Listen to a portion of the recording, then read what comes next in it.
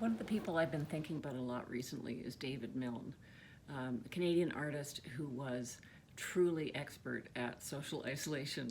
In fact, being by himself was really his happy place.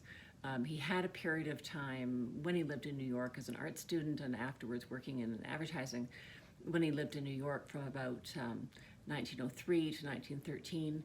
But this was the outlying period of time in his life. The rest of the time, he really contrived to try to be by himself, in the woods preferably, as much as possible.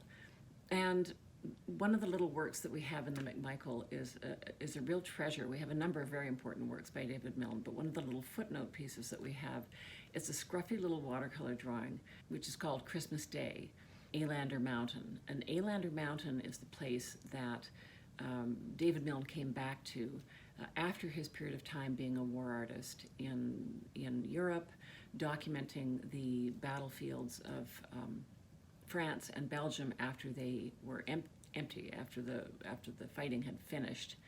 And he found the experience haunting, and I think it affected him throughout the rest of his life. But when he came back to Boston Corners, a little bit north of New York, where he had lived before Europe, he settled in there and very quickly thought, no, this is just still too many people. So he built himself this little hut up on the hillside of Alander Mountain.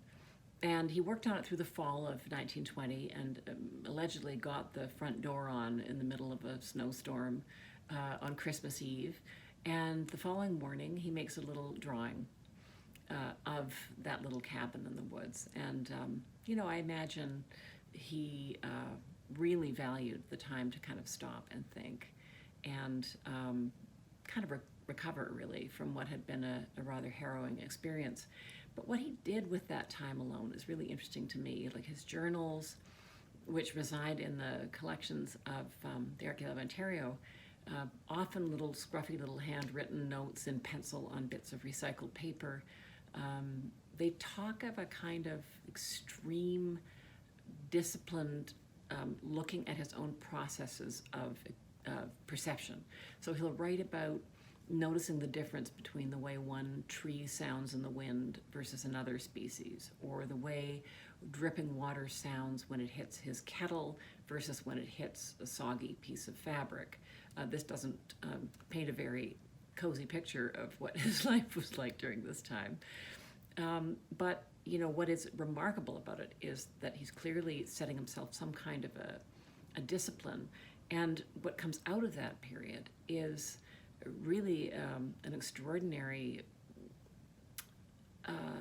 renewal of intensity in how he thinks about making pictures. A real understanding, not that he didn't already understand this, but a deeper understanding of the fact that one is making a representation of one's experience of the world rather than simply trying to replicate it. So he goes on to make, at Alander and afterwards, some of the most extreme experimental pictures of his career. A wonderful series of paintings about a waterfall nearby, and a wonderful painting that came a couple of years later in that same style, of the side door of Clark's house. And Clark was actually kind of his only friend. He was someone he'd met in advertising years before, and Clark, I think, did everything he could for Milne, shy of just giving him money. He gave him places to live. He figured out how to go into joint ventures with Milne, so that Milne could find livelihood. He really worked hard to help Milne in every way he could. He stored his work and so on.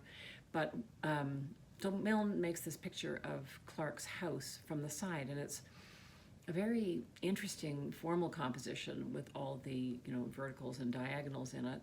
It's characteristic of the post-Alander period in that the color is bleached away, and it's all about composition and line, and this very, very subtle color that is really not naturalistic in any way. These are not the colors necessarily that he saw, but you get this very strong feeling, and I think also from the way the trees are painted in the background, this incredible feeling of like the intensity of how David Milne, his experience of perception itself is really loaded into that picture as it is into into really all of Milne's work. I mean, he's just such an extraordinary person. He also made another painting of Clark's house in the same year, 1923, which is also in our collection at the McMichael, which is also a really reduced and minimal tonal study of this little cabin in the field of snow. We have a number of his beautiful paintings at the McMichael, and maybe I should talk about some of the other ones too, because they're great. Anyway, come back and see us.